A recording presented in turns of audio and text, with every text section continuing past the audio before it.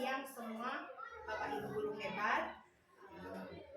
Saat ini kita akan memulaikan sosialisasi budaya positif di lingkungan sekolah. Dan sebelum kita memulaikan kegiatan kita pada siang hari ini, kita akan awali dengan doa buka. Dan saya meminta salah satu orang guru untuk boleh memimpin doa pada siang hari ini. Mungkin Pak Guru Willy boleh memimpin doa buka. Bisa berdiri di depan sini.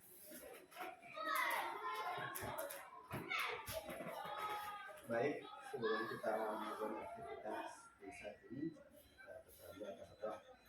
Tuhan Allah dari kita dengan sorga, kami sangat bersyukur dengan bisa cinta kasih Tuhan atas kami, sehingga sampai ke saat ini kami merasakan kesehatan kekuatan yang terima keseluruhan.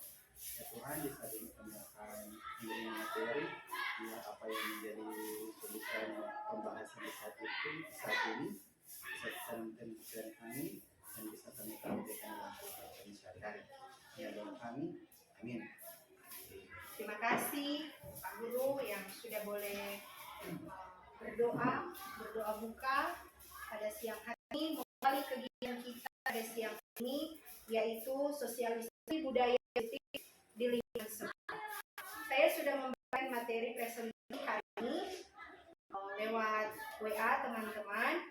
Mungkin saat ini masih sementara dikirim, tapi kalau sudah terkirim boleh teman-teman untuk baca yang telah saya susun. Saya akan memperkenalkan diri saya. Mungkin di antara teman-teman guru ada guru yang baru bergabung di lingkungan belajar kita sekolah, dan itu perlu saya untuk memperkenalkan diri. Aprina Salea, SPD, saat ini bertugas di Minahasa Sendu, Kabupaten Minahasa, dan bersyukur saat ini saya adalah bagian dari calon guru penggerak Angkatan 8 Sulawesi Utara. Dan saat ini kita akan memulaikan materi disiplin positif di lingkungan kelas sekolah. Tujuan penerapan disiplin budaya positif di sekolah ataupun di kelas adalah menumbuhkan karakter baik pada murid sesuai dengan nilai-nilai moral Pancasila, nilai kebajikan universal. Dalam menerapkan budaya positif, diharapkan anak dapat bertanggung jawab atas keyakinan yang dibahas bersama atasnya berasal dari motivasi internal, sehingga dapat tercipta suasana pembelajaran yang menyenangkan. Kalau tadi sempat disinggung tentang nilai kebajikan universal, mungkin di antara kita semua yang ada di sini baru pertama kali ini mendengarkan nilai-nilai kebajikan universal.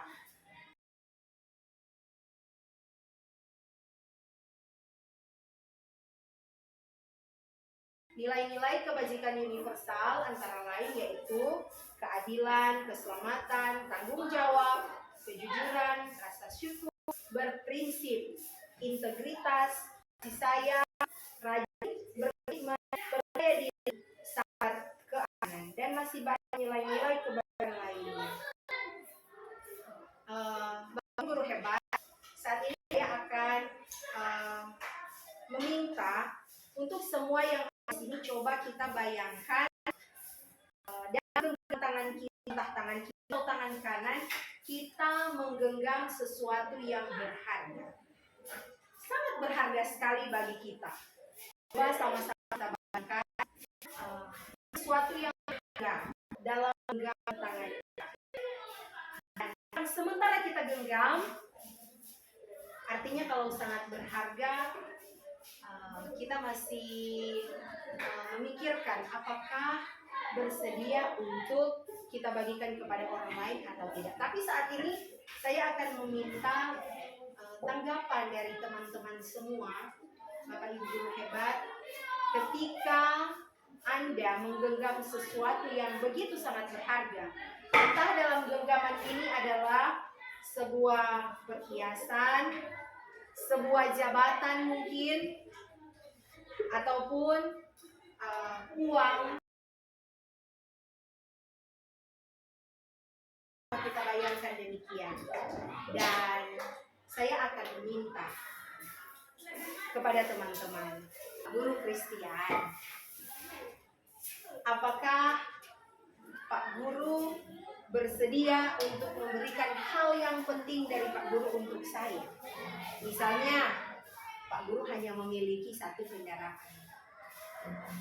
Di saat yang bersamaan, Pak Kristian ingin menggunakan kendaraan Pak Kristian, tetapi saya datang meminta kepada Pak Kristian untuk kiranya boleh meminjamkan ataupun memberikan kendaraan tersebut kepada saya. Sementara Pak Kristian juga membutuhkan kendaraan tersebut atau memerlukan kendaraan tersebut untuk digunakan. Apakah Pak Kristian bersedia untuk memberikan kepada saya?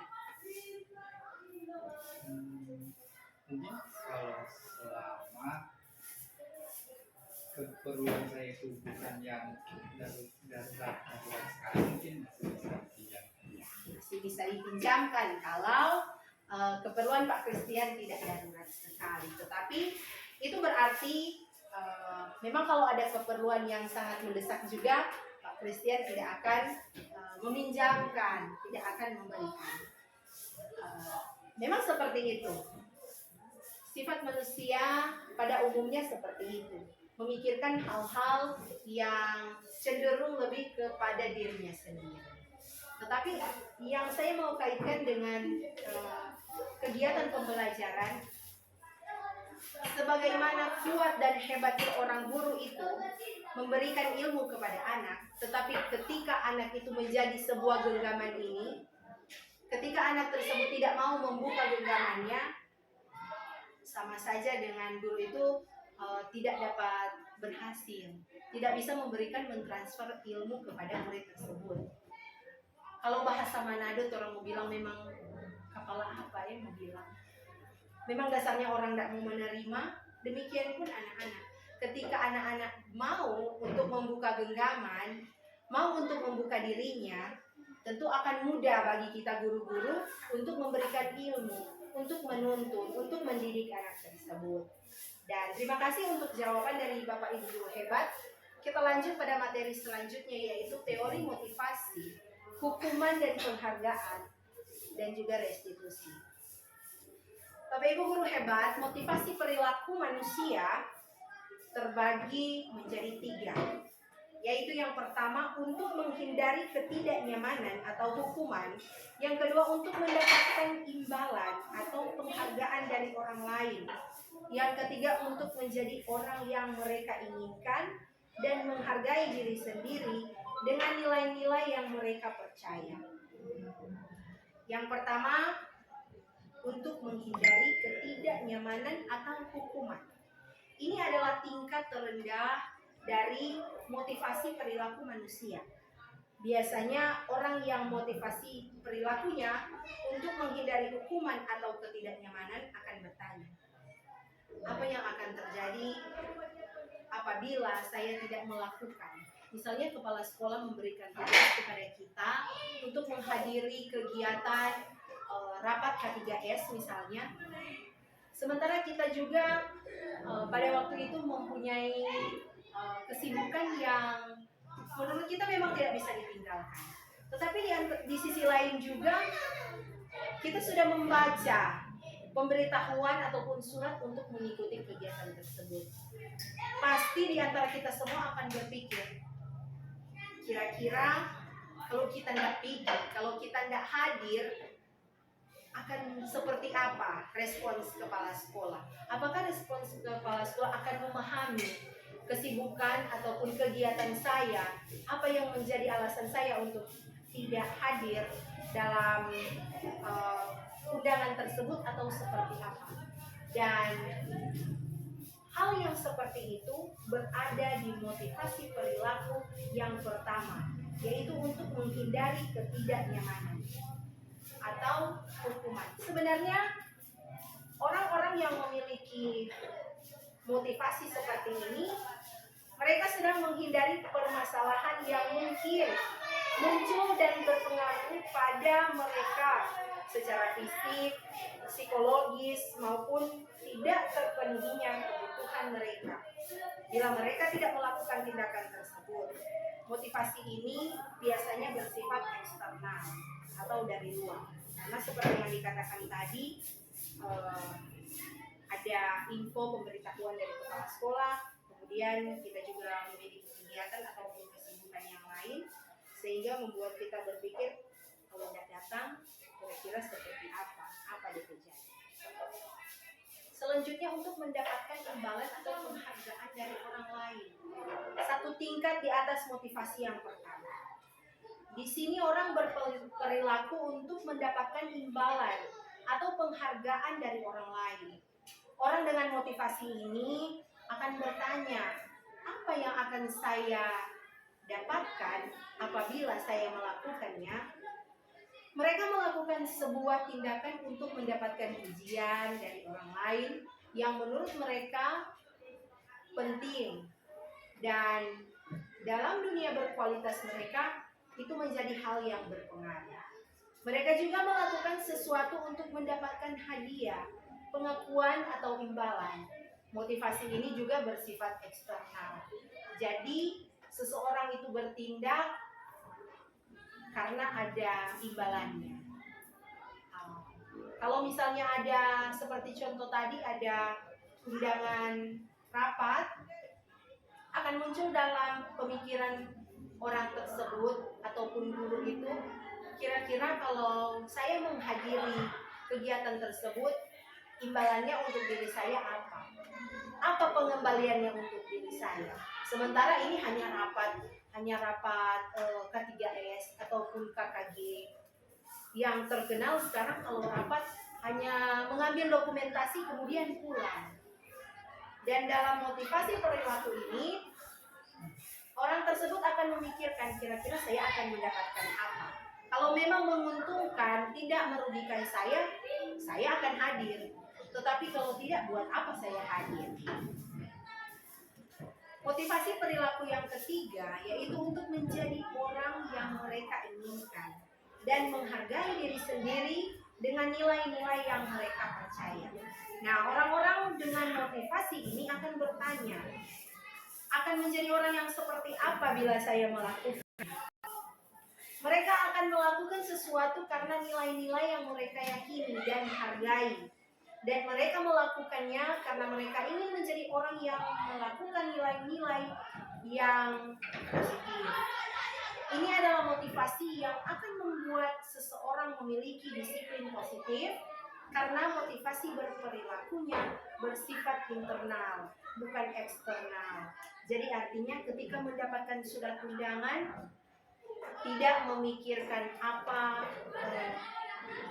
penghargaan ataupun apa imbalan yang akan didapatkan, tetapi mungkin bisa berpikir apapun yang terjadi, saya akan hadir dalam rapat tersebut. Bisa saja di rapat tersebut akan membicarakan hal-hal yang memang selama ini saya butuhkan informasinya. Jadi orang-orang yang ada dalam motivasi perilaku yang ketiga ini memiliki motivasi perilaku yang bersifat internal, yang ada memang dari dalam dirinya, bukan karena faktor-faktor di luar dari dirinya sendiri. Selanjutnya kita masuk dalam teori ataupun materi hukuman dan penghargaan, juga restitusi.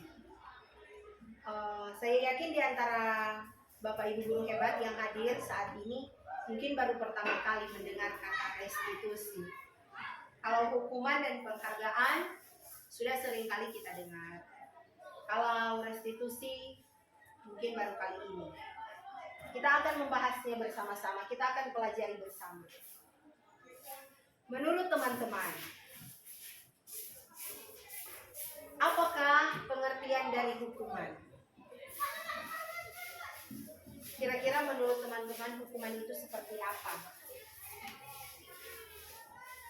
Bolehkah saya meminta salah satu di antara Bapak Ibu guru hebat untuk boleh dapat menyampaikan pengertian dari hukuman menurut Bapak Ibu guru hebat?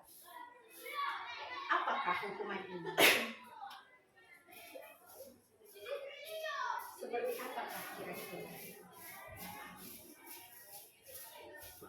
Dipersilakan. Dipersilakan teman-teman guru hebat untuk memberikan pendapat tentang hukuman.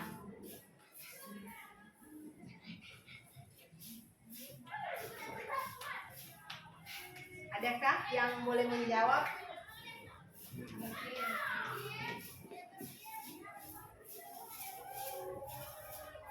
Mungkin kalau kita sebagai guru dalam dunia pendidikan, hukuman itu adalah cara kita untuk memberikan respon atau perbuatan yang mungkin dilanggar oleh siswa yang mungkin itu sudah disepakati dari awal. Jadi cara kita atau mungkin peraturan untuk siswa tersebut. Oke. Terima kasih untuk jawaban dari Ibu Guru Linda. Itu pengertian tentang hukuman menurut Ibu Guru Linda. Kalau saya menambah lagi satu pertanyaan. Apakah yang dimaksud dengan konsekuensi? Seperti apakah konsekuensi? Apakah hukuman dan konsekuensi menurut Bapak Ibu Guru hebat ini hal yang sama, hanya berbeda kata? Ataukah memang hukuman dan konsekuensi ini memiliki pengertian yang berbeda? Kira-kira seperti apa? Apakah ini cuma sinonim saja? Jadi memiliki arti yang sama? Atau seperti apa?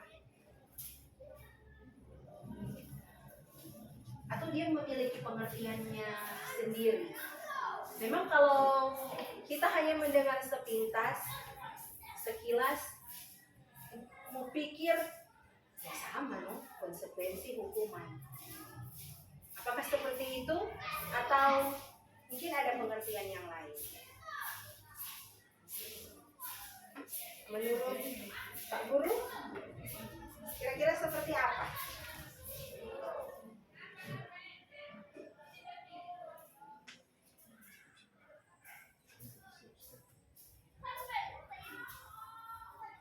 Kira-kira seperti apa ini hukuman dan konsekuensi? Ya, Atau mungkin, oh ya silakan. terima Pak kasih. Ruswit. Kalau pandangan pribadi, menurut saya kalau untuk hukuman suatu hal yang sudah pantas diterima atau sudah disepakati terlebih dahulu. Kalau untuk konsekuensi berbicara lebih ke satu hal yang sama sudah dibahas, tetapi semacam nanti kalau misalnya ada bikin begini, karena mau dapat ini. Kalau hukuman berbicara dia backing, jadi dia dapat hukuman. Kalau konsekuensi, kalau ada backing, karena mau dapat ini. Ya. Nah, Oke. konsekuensi. Berarti kalau konsekuensi ada sebab akibatnya Iya, yang kalau ke hukuman depan. Ya. dia sudah dapat hukuman. Kalau konsekuensi ketika anda mau misalnya ada backing, baru ini yang mau dapat. Oh, ini yang mau terima. Iya, konsekuensinya ini. Ya, cukup Pak. Cukup.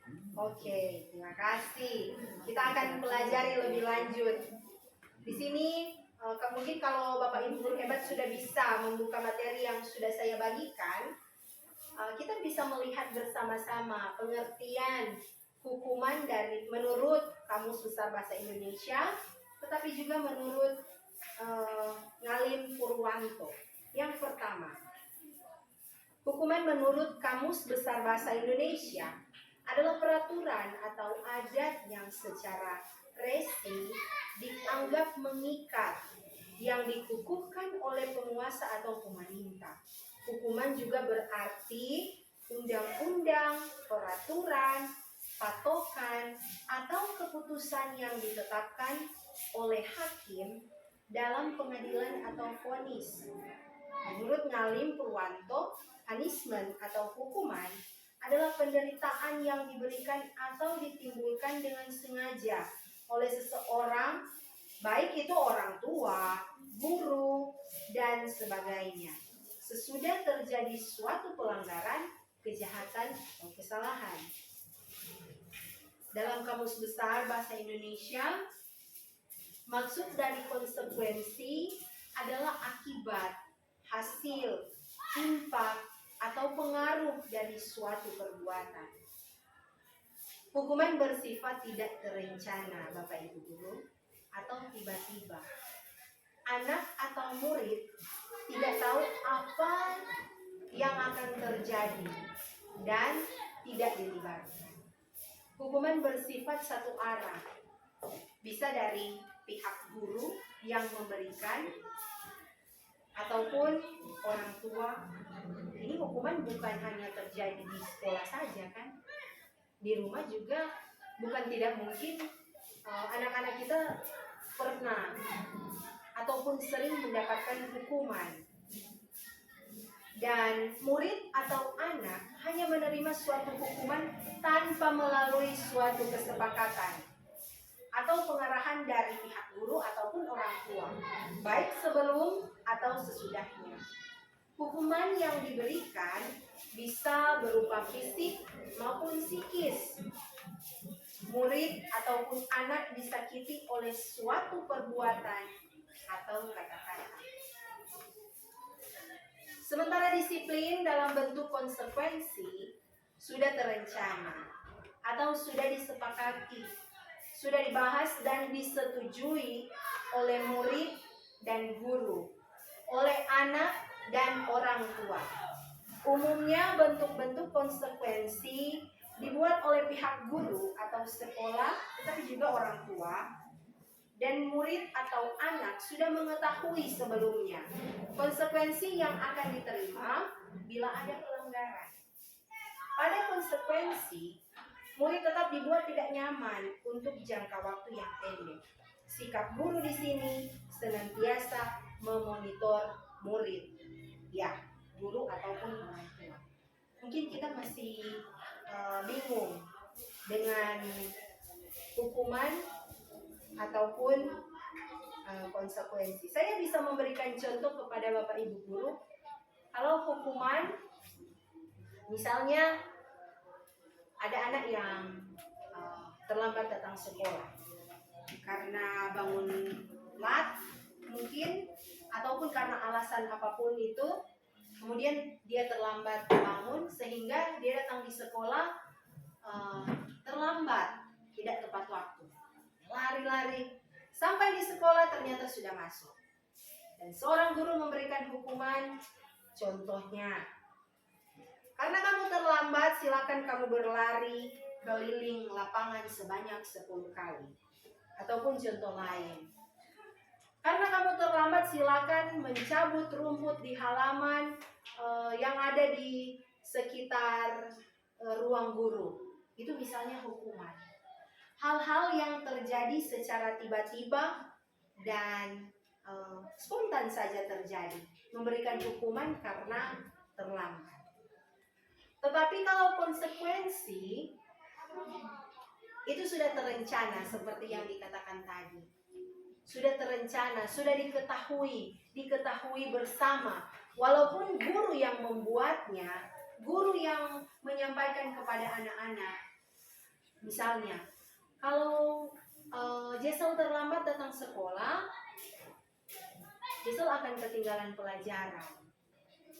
Dan saat istirahat, Jesel harus menyelesaikan tugas yang diberikan ibu guru atau bapak guru. Jadi anak itu sudah tahu, karena saya terlambat, sudah disampaikan, guru sudah menyampaikan kepada anak-anak yang ada di kelas. Kalau terlambat, ketinggalan pelajaran. Kalau ketinggalan pelajaran, itu artinya kamu harus mengejar pelajaran yang tertinggal di saat jam istirahat. Itulah konsekuensi. Seperti yang telah dikatakan tadi. Anak-anak sudah tahu, anak-anak menyadari, karena saya terlambat, pelajaran sudah mulai, jadi sebentar saya harus mengejar pelajaran yang tertinggal. Itulah konsekuensi. Dan ini juga mungkin terjadi di rumah, bukan hanya di sekolah. Ketika orang tua mendidik anak, ya bisa dikaitkan dengan contoh-contoh yang tadi. Jika anak bermain permainan tidak dirapikan, ya dia harus menerima konsekuensinya. Artinya dia harus membereskan mainan yang telah dia gunakan. Lanjut, saya tidak ingin saat ini saya belum lagi bertanya kepada teman-teman. Saya hanya langsung membacakan menurut materi yang sudah saya susun. Tapi sebentar saya juga akan meminta pendapat teman-teman. Penghargaan. Penghargaan adalah pengakuan atas prestasi dan atau masa kerja. Entah karyawan, ini berupa promosi jabatan, kesempatan mengembangkan diri, tanda komitmen dan kesetiaan, serta penghargaan dalam bentuk lainnya. Itu menurut Kamus Besar Bahasa Indonesia, dan menurut Gibson DKK 1997. Tujuan pemberian reward adalah sebagai berikut. Yang pertama, untuk menarik. Reward harus mampu menarik orang yang berkualitas untuk menjadi anggota organisasi.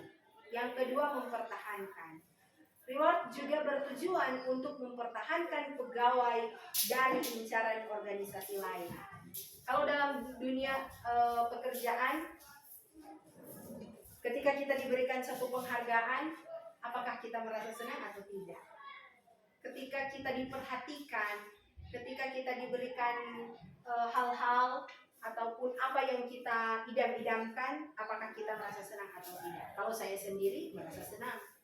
Karena berarti usaha ataupun kerja keras yang selama ini saya lakukan ada buah yang baik. Karena itu saya mendapatkan penghargaan. Dan penghargaan ini, reward ini juga bertujuan untuk mempertahankan. Dapat kita bayangkan, kalau kita telah mendapatkan penghargaan atau mendapatkan sesuatu yang telah kita impi-impikan, pasti membuat kita untuk lebih semangat untuk bertahan dalam satu instansi ataupun dalam organisasi tersebut. Siapa tahu berikutnya kita dapat ulang penghargaan, ataupun tadi dikatakan mendapatkan hadiah ataupun hal-hal yang selama ini kita impikan. Jadi membuat kita betah untuk berada dalam lingkungan itu. Lanjut dengan pengertian restitusi.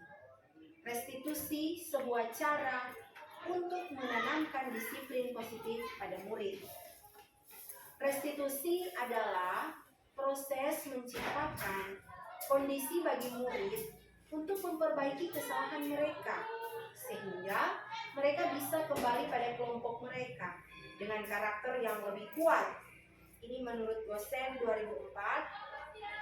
Dan menurut Chelsom Gosen 1996, lebih lama lagi, lebih lampau lagi, restitusi adalah proses kolaboratif yang mengajarkan murid untuk mencari solusi atau masalah dan membantu murid berpikir tentang orang seperti apa yang mereka inginkan dan bagaimana mereka harus memperlakukan orang lain. Restitusi membantu murid menjadi lebih memiliki tujuan, disiplin positif, dan memulihkan dirinya setelah berbuat salah. Penekanannya bukanlah pada bagaimana berperilaku untuk menyenangkan orang lain atau menghindari ketidaknyamanan, namun tujuannya adalah menjadi orang yang menghargai nilai-nilai kebajikan yang mereka percayai. Seperti nilai-nilai kebajikan yang sudah saya sampaikan tadi, itulah yang diharapkan melekat pada individu ataupun melekat pada diri setiap peserta didik ataupun murid kita. Dan kita lanjut pada materi selanjutnya, yaitu keyakinan kelas. Keyakinan kelas merupakan salah satu disiplin positif yang bisa kita terapkan. Karena kita sebagai guru-guru dalam membangun budaya positif di sekolah. Dengan adanya keyakinan kelas di setiap kelas, diharapkan dapat mewujudkan tujuan pembelajaran. Yang saya ingin tanyakan, mengapa keyakinan kelas? Mengapa tidak peraturan kelas saja dalam penerapan budaya positif atau disiplin positif di dalam kelas? Kenapa ini harus keyakinan kelas? Kenapa tidak peraturan kelas? Sementara kalau kita membuat peraturan kelas, pasti anak-anak akan tunduk ataupun anak-anak akan mungkin kata kasarnya takut kalau tidak mematuhi aturan tersebut. Tetapi yang saya ingin bagikan kepada teman-teman semua, mengapa keyakinan kelas? Mengapa tidak peraturan kelas saja? Karena peraturan kelas itu bersifat eksternal, sementara keyakinan kelas bersifat internal. Kenapa berbeda? Kenapa peraturan kelas bersifat eksternal? Kenapa keyakinan kelas bersifat internal? Sementara sama-sama di dalam lingkungan kelas, di dalam lingkungan sekolah. Kenapa berbeda? Karena peraturan-peraturan yang ada itu biasanya disusun ataupun dibuat oleh seorang guru tanpa mengkomunikasikan, tanpa menyampaikan, tanpa sharing dengan murid. Tiba-tiba saja langsung ada. Dilarang membuang sampah sembarangan. Langsung tiba-tiba itu peraturan kelas ataupun peraturan sekolah. Dilarang datang terlambat. Hal seperti itu adalah peraturan sekolah. Tanpa dikomunikasikan bersama, tanpa dibuat ataupun disusun bersama, tiba-tiba sudah ada, sudah ditempel. Dilarang terlambat, jam masuk sekolah 7.15, bel, apel masuk sekolah. Tetapi kalau keyakinan kelas, ini dibuat secara bersama-sama. Guru dan murid berkolaborasi, bertukar pikiran untuk menyusun keyakinan kelas. Pasti teman-teman berpikir, ya sama Jo, tetap kok mau bikin di dalam kelas. Mau peraturan atau mau keyakinan, sama Jo kok teh. Ya tidak ada beda kok. Tetapi kalau keyakinan kelas, bagaimana kita menumbuhkan nilai-nilai kebajikan dalam diri peserta didik. Bagaimana mereka ada rasa bertanggung jawab. Karena tadi kan dikatakan nilai-nilai kebajikan universal antara lain yang sudah disebutkan tadi. Ini adalah poin-poin penting dalam bagaimana kita membangun ataupun mewujudkan disiplin positif. Dan kalau keyakinan kelas, bagaimana orang mau membangun itu murid itu bertanggung jawab, kira-kira seperti apa? Itu yang akan kita susun. Tapi kan kalau ya mungkin teman-teman ada yang dari SD, dari SMP, mungkin kalau cuma mau bilang Pak anak-anak SD ataupun SMP keyakinan kelas itu seperti apa, baru mau bilang keyakinan orang pasti paham. Tetapi kalau anak-anak TK mau bilang keyakinan, mungkin di dalam pikiran anak-anak, apalagi ini ibu guru Dawi kita nggak bilang. Kita tidak mengerti ini ibu guru bilang keyakinan, yakin apa ini? Yakin, karena itu adalah kata-kata yang jarang terdengar mereka, sehingga mereka akan merasa kebingungan.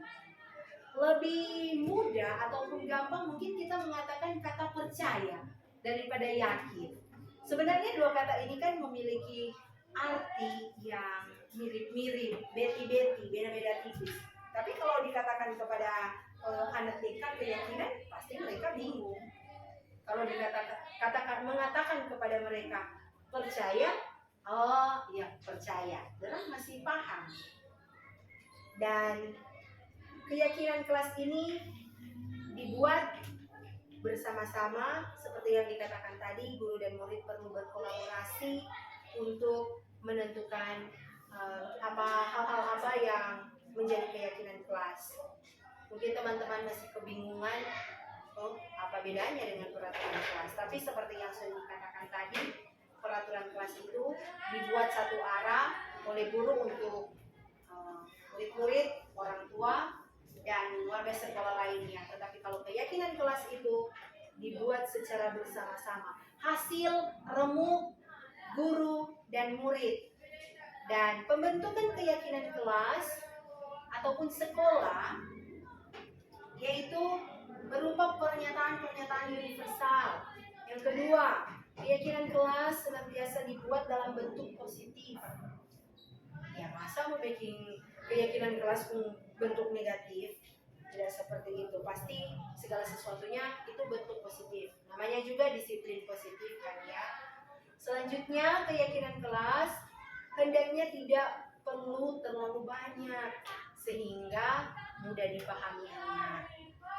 Keyakinan kelas sebaiknya sesuatu yang dapat diterapkan dalam lingkungan tersebut.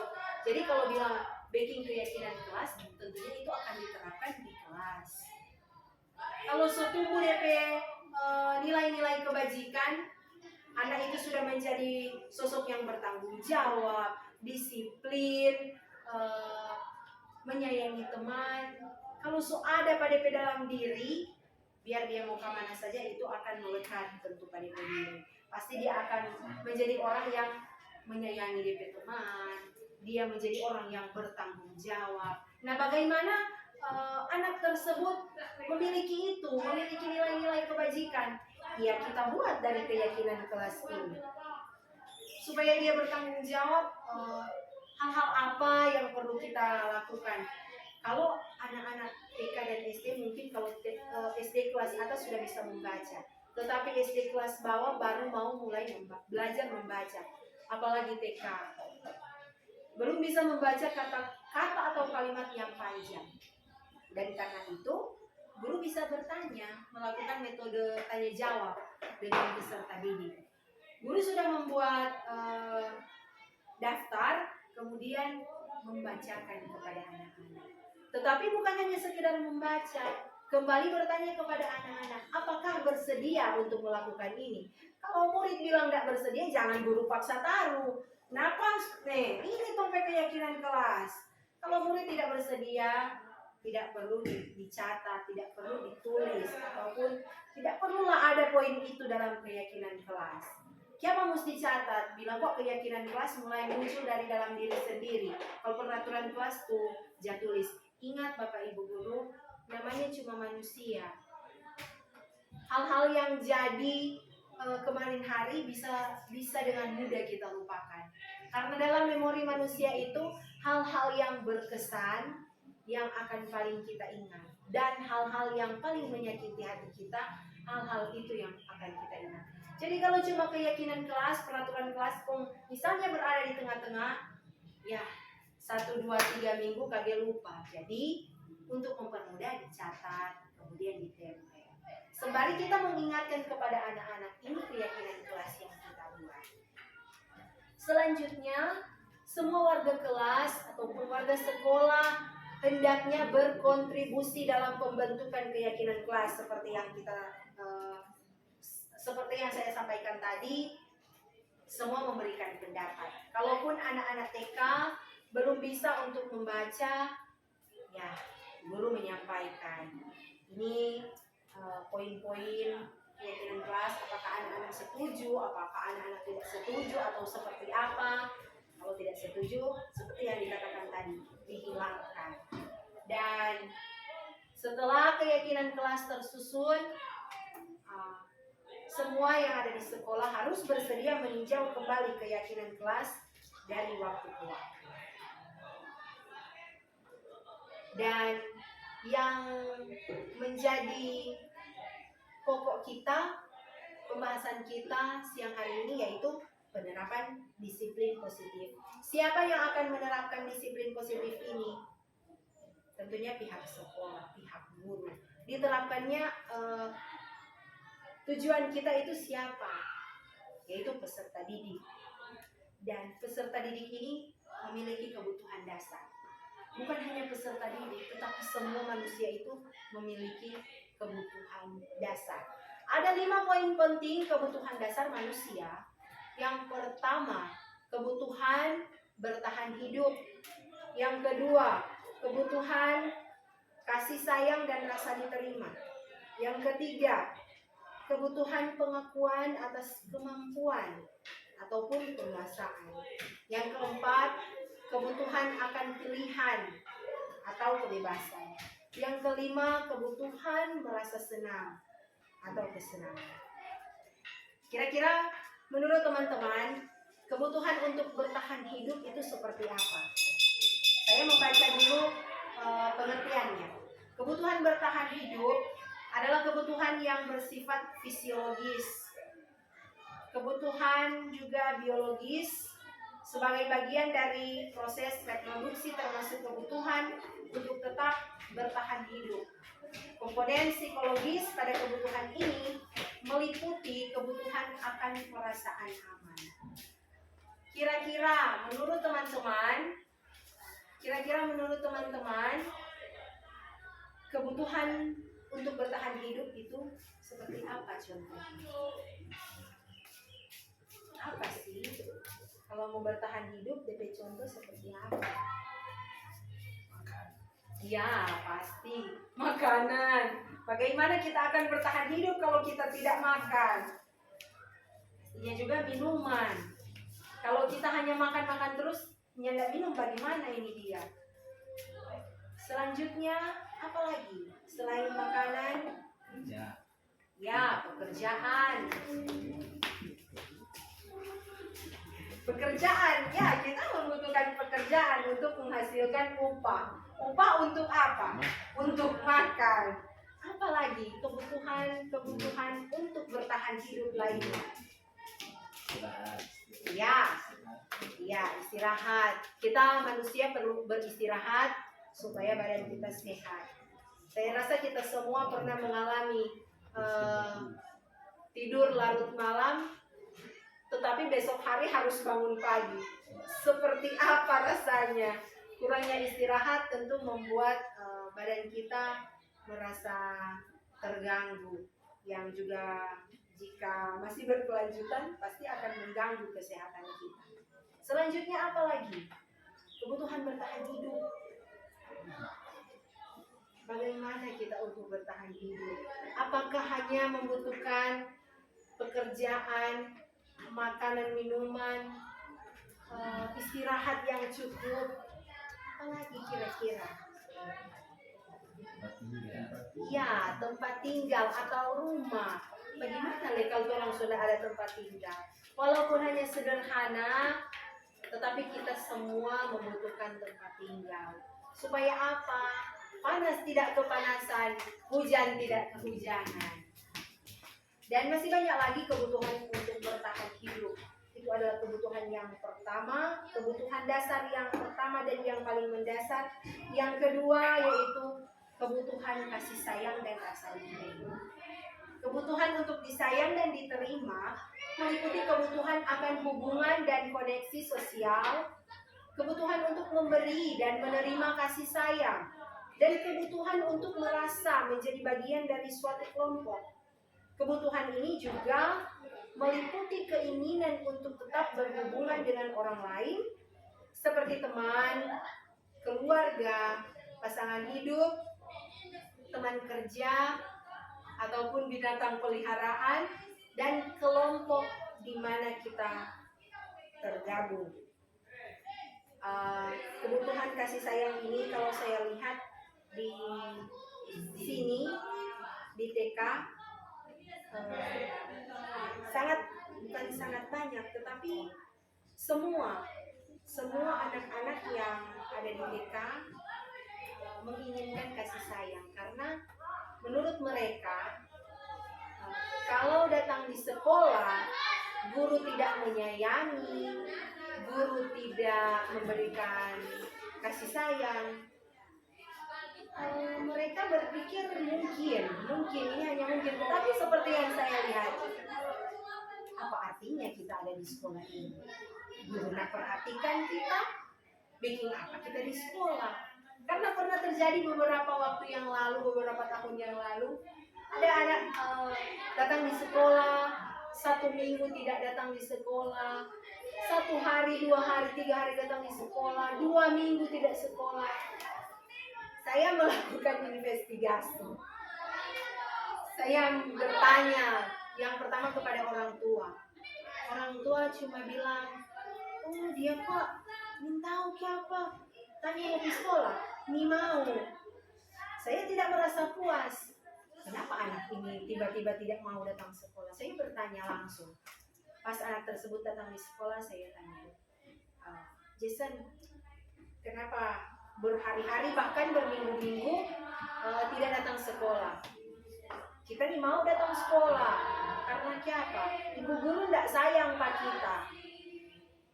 Siapa bilang ibu guru tidak sayang?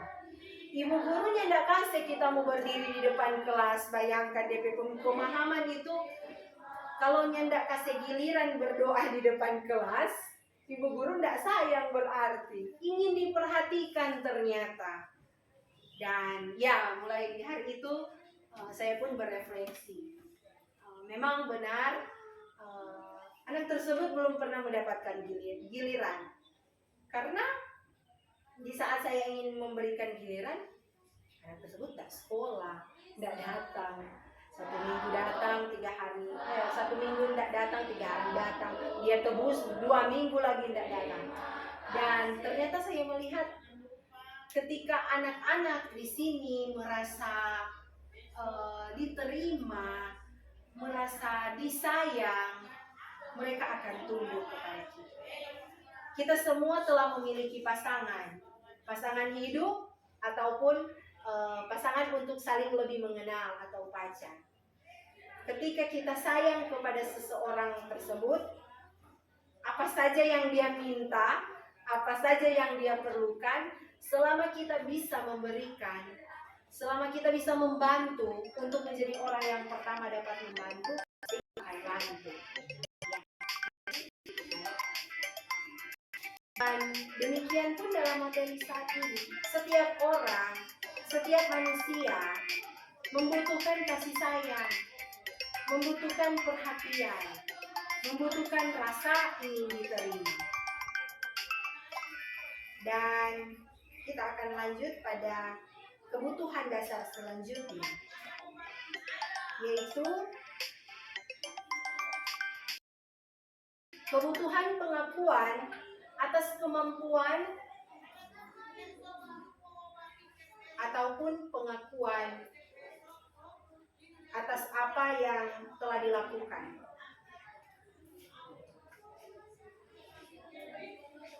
Kebutuhan ini berhubungan dengan kekuatan untuk mencapai sesuatu, menjadi kompeten, menjadi terampil, diakui atas prestasi dan keterampilan kita, didengarkan dan memiliki rasa harga diri. Kebutuhan ini meliputi keinginan untuk dianggap berharga, bisa membuat perbedaan, bisa membuat pencapaian kompeten, diakui, dihormati. Ini meliputi self-esteem dan keinginan untuk meninggalkan pengaruh. Selanjutnya, kebutuhan dasar yang keempat ialah kebebasan. Kebutuhan untuk bebas adalah kebutuhan akan kemandirian, otonomi, memiliki pilihan dan mampu mengendalikan arah hidup seseorang. Anak-anak dengan kebutuhan kebebasan yang tinggi menginginkan pilihan. Mereka perlu banyak bergerak, suka mencoba-coba, tidak terlalu terpengaruh orang lain, dan senang mencoba hal baru dan menarik. Selanjutnya, kebutuhan merasa senang atau kesenangan. Kebutuhan akan kesenangan adalah kebutuhan untuk mencari kesenangan, bermain dan tertawa. Bayangkan hidup tanpa kenikmatan apapun. Betapa menyedihkan. Glasser menghubungkan kebutuhan akan kesenangan dengan belajar. Semua hewan dengan tingkat intelijensi tinggi, anjing, lumba-lumba, primata, dan lain-lain, mereka bermain. Saat mereka bermain, mereka mempelajari keterampilan hidup yang penting. Dan mungkin kita pernah melihat dalam penjelasan di sini juga ada lanjutannya, yaitu manusia pun tidak berbeda seperti dengan mereka. Membutuhkan hal-hal yang dapat membuat diri kita senang. Wajar karena setiap manusia membutuhkan kebutuhan untuk merasa senang atau kesenangan. Dan lanjut pada materi selanjutnya, yaitu dunia berkualitas. Dunia berkualitas Anda adalah tempat khusus dalam pikiran Anda. Tempat Anda menyimpan gambaran representasi dari semua yang Anda inginkan. Bisa berisi orang-orang, hal-hal, dan apa saja yang terbaik dalam hidup Anda, dan membuat Anda merasa bahagia dan terpenuhi kebutuhan dasar Anda. Dr. William Glasser menyebutkan seperti semacam album foto, hingga isinya tidak akan terlalu banyak, hanya akan terdiri dari beberapa hal saja yang sangat signifikan dan benar-benar terbaik dalam hidup Anda, yang membuat hidup Anda menjadi lebih bermakna. Kebutuhan dasar bersifat lebih umum dan universal, sedangkan dunia berkualitas lebih unik dan personal. Ya, ada 5 posisi kontrol restitusi, yaitu penghukum, pembuat rasa bersalah, teman, pemantau, dan manajer. Untuk posisi kontrol penghukum, seorang penghukum bisa menggunakan hukuman baik secara fisik maupun verbal. Contohnya, silakan kamu berdiri di depan kelas. Jangan duduk selama sebelum diperintahkan. Penghukum dia cenderung menggunakan kata-kata yang keras, kasar, dan bahkan mungkin menunjuk. Ataupun bisa juga penghukum lewat fisik. Selanjutnya, posisi kontrol yaitu pembuat merasa bersalah. Pembuat rasa bersalah akan menggunakan keheningan yang membuat orang lain merasa tidak nyaman, bersalah atau rendah diri. Misalnya, ibu sangat kecewa sekali dengan kamu. Posisi kontrol ini, guru tidak membentak, tidak menggunakan intonasi suara yang keras, tapi membuat orang merasa bersalah karena kata-kata yang membuat orang merasa saya gagal. Kalau dalam posisi kontrol penghukum, anak-anak cenderung memiliki dendam. Aduh, kita dapat hukum. Bisa saja di saat kita parkir kendaraan, mungkin karena ini anak dendam, dapat hukuman. Dia garis sepanjang jalan kenangan ini kendaraan, entah itu motor, mobil, dan ya, posisi kontrol teman. Dalam posisi kontrol ini, guru menggunakan hubungan baik atau humor untuk mempengaruhi muridnya. Contoh, ya sudah, kali ini tidak apa-apa. Nanti ibu bantu menjelaskan kepada kepala sekolah. Misalnya kalau ada anak yang biasa, ya bikin tugas atau ya kita sebenarnya kepala sekolah panggil kok karena buat kesalahan. Ketika ini guru berada di posisi kontrol teman, mungkin dengan pemikiran ataupun pemahaman, kalau kita boleh jadi temannya murid ini akan tunduk pada kita. Ya, itu baik. Saya tidak mengatakan itu keliru. Itu baik. Tetapi itu ada hal yang positif, ada hal yang negatif. Hal yang positif, murid pasti akan lebih terbuka dengan guru. Tetapi dampak negatifnya, murid akan bergantung pada guru tersebut. Ini hal yang negatif. dia akan bergantung dengan guru tersebut. Misalnya ketika pelajaran matematika, agama, ataupun bahasa Inggris, kemudian dia senang dengan guru ini karena guru ini berada dalam atau memiliki posisi kontrol teman, tentu dia akan senang. Ketika guru ini tidak masuk sekolah, kemudian mata pelajaran matematika atau bahasa Inggris, agama digantikan dengan guru lain, murid ini pun tidak akan mau masuk kelas, tidak akan mau mengikuti pelajaran. Karena apa? Karena ada rasa ketergantungan antara murid ini dengan guru yang memiliki posisi kontrol teman.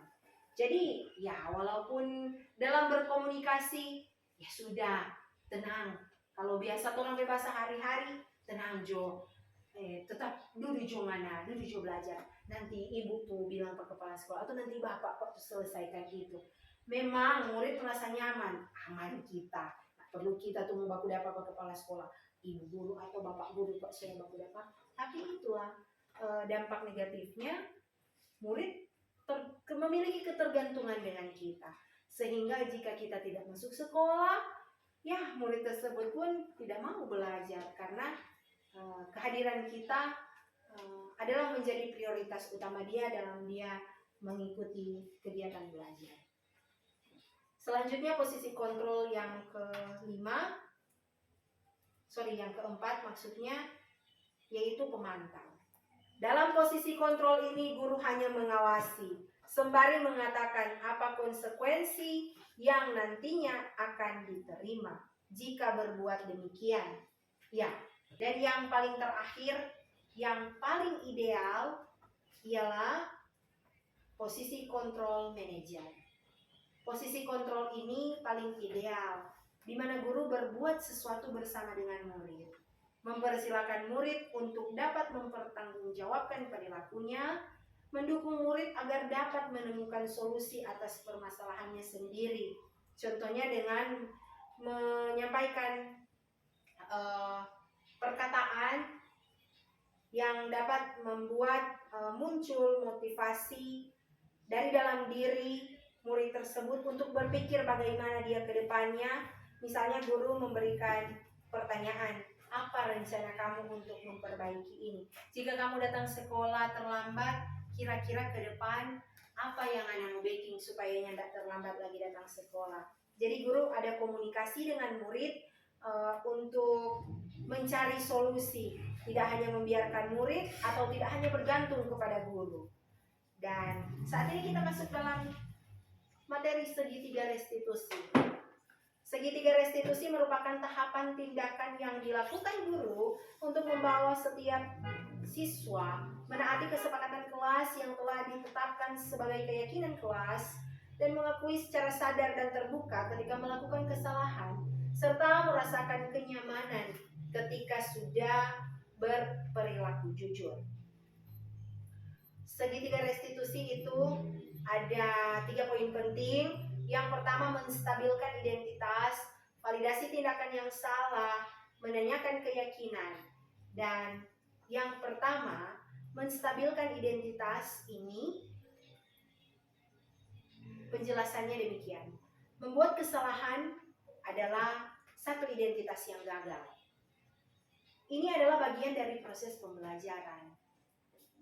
Ini menggeser identitas gagal ke identitas yang sukses. Dan dalam menstabilkan identitas, guru dapat mengemukakan kata-kata demikian ataupun kalimat demikian. Setiap orang pasti pernah melakukan kesalahan. Kamu bukan satu-satunya yang pernah melakukan ini. Selanjutnya, validasi tindakan yang salah.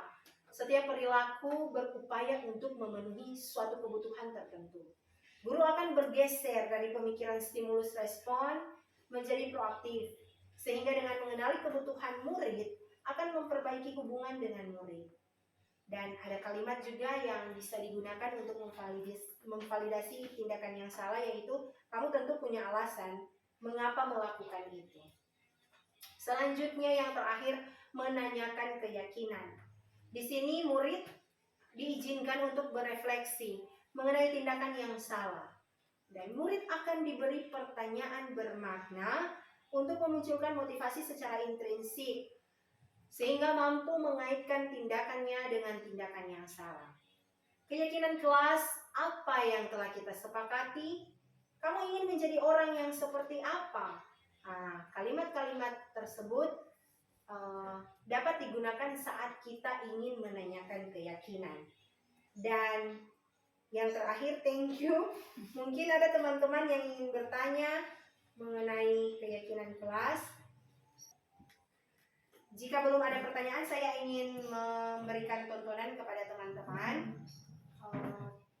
mengenai penerapan segitiga restitusi. Saya ingin memperlihatkan kepada teman-teman. Saya sudah mencoba untuk mengambil dokumentasi bersama dengan peserta didik tentang bagaimana ini penerapan segitiga restitusi dengan posisi control manager, karena posisi control manager ini yang paling ideal untuk guru gunakan.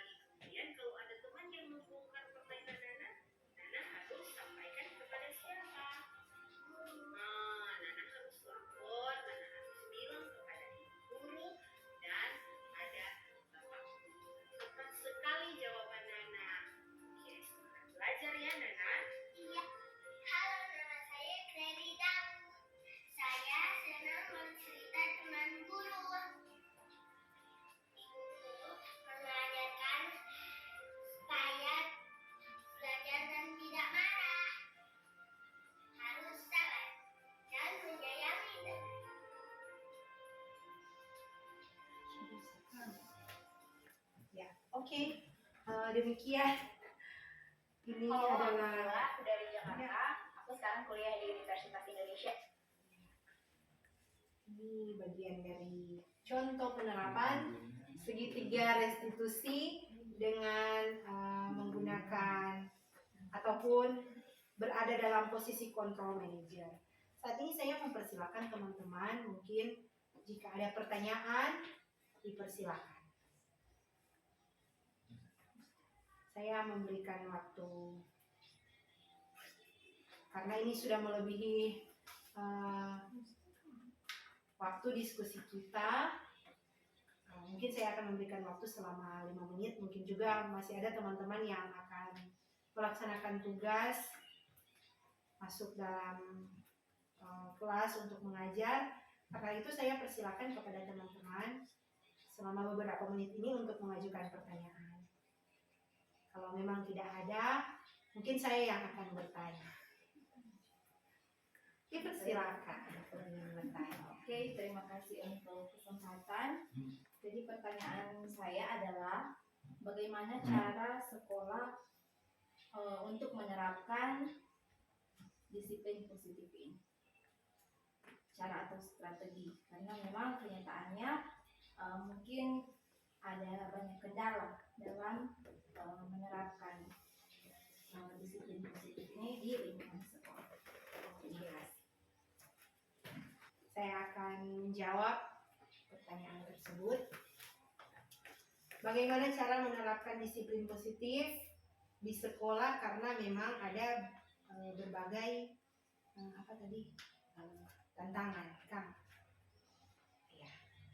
Untuk menerapkan ini disiplin positif, kita harus mengenalkan disiplin sejak dini. Ya, disiplin dari TK kalau sejak dini. Tapi kalau di SMP sejak awal anak-anak masuk sekolah. Demikian pun dengan SD, karena kalau SD dan SMP apalagi SMA kan pendidikan lanjutan dari TK. Tentu di TK pun kami di sekolah berusaha untuk menerapkan disiplin positif ini sebenarnya sejak lama, sebelum ada teori ini. Karena kita semua menginginkan anak-anak kita memiliki nilai-nilai kebajikan dalam dirinya. Bagaimana anak itu bisa bertanggung jawab, bagaimana anak itu bisa memiliki kesabaran, bagaimana anak itu bisa memiliki rasa ingin berteman, anak itu bisa berkomitmen. Kita di TK mengajarkan ataupun mencoba menebalkan nilai-nilai kebajikan tersebut, karena kita yakini ketika anak memiliki nilai-nilai kebajikan tersebut, disiplin positif akan mudah untuk diterapkan di sekolah. Selanjutnya, untuk penerapan disiplin positif ini kita perlu membuat keyakinan kelas ataupun keyakinan sekolah yang seperti contoh tadi. Ya, keyakinan kelas ini kita buat secara bersama-sama, kita remuk bersama keyakinan kelas yang seperti apa yang kita mau. Bukan hanya beremuk kemudian ketika mendapatkan jawaban, ya sudahlah, inilah jawabannya. Tetapi kita juga harus mempertimbangkan apakah kita semua selaku warga sekolah, baik guru maupun siswa atau murid atau peserta didik, bersedia untuk terciptanya keyakinan kelas ini yang telah kita susun. Kalau salah satunya tidak bersedia, akan lebih sulit lagi. Jadi sebaiknya keyakinan kelas yang kita buat ini harus disepakati bersama. Kenapa harus disepakati bersama? Supaya kita mampu melakukannya. Kemudian kita pun harus tegas. Kita harus, maksudnya di sini harus tegas untuk apa? Untuk saling mengingatkan ketika ada teman guru ataupun siswa yang lupa dengan keyakinan kelas ini, kita tegas untuk mengingatkan keyakinan kelas ini. Mungkin memang ada berbagai tantangan. Mungkin itu tantangan eksternal Ya kita coba memperbaiki tantangan-tantangan tersebut. Tetapi yang paling terpenting itu kita harus menumbuhkan nilai-nilai kebajikan terlebih dahulu kepada peserta didik, tetapi juga kepada warga sekolah, kepada teman-teman guru. Itulah tadi mengapa saya meminta bantuan teman-teman ataupun partisipasi teman-teman untuk apa? Untuk melakukan praktek teori kontrol yang menggenggam apa yang paling penting dalam tangan kita. Kalau pertanyaan itu kalau diberikan kepada saya tidak akan membuka genggaman tangan saya. Kenapa? Coba kita bayangkan kalau ada orang, ini ya memang ini di luar materi kita siang hari ini, tapi sehubungan dengan teori kontrol tadi genggaman tangan. Kalau ada orang yang ingin meminta suami saya, pastinya saya tidak akan memberikan karena itu adalah hal yang penting kan. Itu kalau pertanyaannya kepada saya tidak akan memberikan. Dan kaitannya dengan penerapan budaya positif ini atau disiplin positif ini di sekolah, ya kita harus memberikan stimulus kepada peserta didik. Kita harus kembali lagi kita harus menumbuhkan nilai-nilai kebajikan kepada peserta didik. Ketika mereka tidak mau membuka genggaman tangan mereka untuk menerima hal-hal yang baik, kan tidak ada guru yang mengajarkan hal-hal yang tidak baik. Semua guru mengajarkan hal-hal yang baik. Tetapi kalau anak itu tidak mau untuk memberikan kesempatan guru untuk masuk ke dalam dunianya, pasti akan sangat sulit untuk menerapkan ini keyakinan kelas. Kalau memang mungkin ada faktor eksternal, tapi faktor eksternalnya dulu seperti apa? Kalau faktor internalnya kan dari dalam diri peserta didik. Tapi kalau faktor eksternalnya seperti apa? Kekurangan apa misalnya? Mungkin Ibu bisa lebih diperjelas lagi. Kalau DP tantangan, kira-kira itu tantangan dari luar seperti apa? Kalau dari dalam, ya itu internal. Saya tantangan dari diri sendiri. Tantangan dari Kan ya. mungkin aturan itu tidak diberlakukan di rumah. Iya betul. Orang tua sering memanjakan atau apa. Jadi ketika ada aturan-aturan di sekolah sangat sulit untuk dilakukan.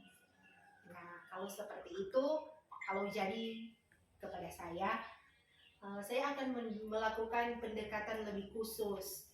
Yang pertama saya mengidentifikasi terlebih dahulu apa yang menjadi kebutuhan murid ini.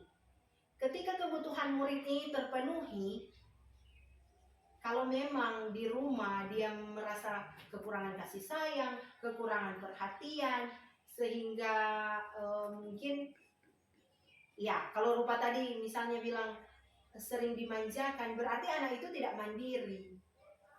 Kita harus menumbuhkan nilai-nilai kebajikan, dia harus mandiri. Kemandirian itu yang penting. Karena apa? Karena manusia hidup itu tidak akan bergantung kepada orang lain, tidak akan terus-terus bergantung kepada orang lain. Manusia itu harus menjadi manusia yang mandiri. Kalaupun ada keyakinan ataupun yang telah disusun kan dari peraturan dulu ke keyakinan, baru jadi keyakinan bersama, keyakinan kelas ataupun keyakinan sekolah. Saya rasa kalau kita mampu masuk ke dalam dunia mereka, mereka akan bisa tunduk kepada kita. Apa saja yang kita impikan, pasti anak tersebut akan mengikuti apa mereka bisa tahu. Guru maunya kita seperti ini, tapi ya itu kembali lagi kita harus memenuhi apa yang menjadi kebutuhan mereka. Kalau mungkin dia merasa di rumah dia dimanjakan, guru harus memanjakan dia juga di sekolah, tapi dengan hal-hal yang dalam tanda kutip bukan memanjakan dia. Misalnya untuk membuat perilaku-perilaku yang bertentangan, kemudian guru mengiyakan saja. Mungkin ada hal-hal yang ingin dia penuhi, guru bisa memberikan. Kita harus masuk ke dalam dunia mereka sehingga mereka pun dapat menyatu bersama-sama dengan kita. Tapi memang mungkin memiliki tantangan tersendiri, apalagi ini SMP kan. Kalau kita di TK, dalam bilang yang penting guru dapat selia, guru pesayang pak dia mau tunduk pak, dia mau dengar-dengaran kok, bukan tunduk. Kalau tunduk itu terlalu berat DP kata-kata. Tapi kalau kita kita memberikan kasih sayang, perhatian, apa saja yang guru minta, apa saja yang guru bilang, pasti anak tersebut akan mengikuti. Sehingga tidak ada hal-hal yang sulit untuk melakukan keyakinan kelas kalau di TK sebenarnya. Tetapi yang sulit itu mereka sering lupa. Jadi ya itulah, diperlukan ketegasan untuk sering-sering dan selalu mengingatkan kepada mereka. Lanjut, mungkin ada pertanyaan lain dari Pak Guru. Tadi Ibu Guru sudah, atau ada Ibu Guru yang lain lagi, boleh lagi. Kalau sudah tidak ada pertanyaan, saya ingin bertanya kepada teman-teman. Kira-kira dari sosialisasi budaya positif ini, tentu ada hal-hal yang teman-teman baru ketahui. Apakah teman-teman bersedia untuk melakukan budaya positif ini di sekolah, lingkungan kerja kita masing-masing? Ya. Terima kasih kalau memang teman-teman termotivasi untuk melakukan keyakinan kelas ataupun keyakinan sekolah setelah mengikuti sosialisasi ini. Dan harapan saya ke depan juga, mungkin memang materi ini hanya ada di materi calon guru penggerak. Tetapi harapan saya juga ketika saya boleh membagikan materi ataupun ilmu ini, teman-teman boleh dapat menerapkannya, dan alangkah lebih bersyukur dan lebih bahagia lagi kalau teman-teman mau mendaftarkan diri untuk menjadi calon guru penggerak. Karena setelah saya mengikuti ini, memang ternyata ada begitu banyak hal yang perlu saya benahi, dari cara mengajar, cara memposisikan diri saya, bukan hanya di sekolah tetapi juga dimanapun saya pergi dan berada. Ada banyak materi-materi yang sangat membangun, sangat membuka wawasan saya, sehingga ya sangat bersyukur boleh berada di bagian dari guru penggerak ini. Saya saat ini menyampaikan terima kasih kepada teman-teman, Bapak Ibu guru hebat yang sudah bersedia untuk ada dalam presentasi atau sosialisasi budaya positif di lingkungan kelas ataupun lingkungan sekolah. Tapi juga saya berharap ini dapat menjadi bekal kepada kita semua untuk boleh mendidik. Karena perlu kita ingat, mendidik itu bukan hanya di sekolah. Mendidik itu dimulai dari lingkungan yang terkecil, dan lingkungan yang terkecil itu adalah lingkungan keluarga. Dan marilah kita memberikan pendidikan dengan tidak membeda-bedakan, dengan tidak mengesampingkan kebutuhan setiap anak, karena setiap anak itu memiliki kebutuhan yang berbeda, sama dengan kita orang dewasa. Karena itu sangat-sangat berharap marilah kita menjadi penuntun-penuntun yang setia, hamba-hamba yang setia melayani setiap murid-murid, setiap anak-anak, walaupun bukan anak-anak kita secara biologis, tetapi marilah kita memberikan pelayanan yang terbaik. Dan saya mengucapkan terima kasih banyak untuk kesiapan waktu, dan kita akan menutup kegiatan kita pada siang hari ini. Saya meminta teman Ibu Guru Irma untuk kiranya dapat menutup kegiatan kita siang hari ini dengan doa.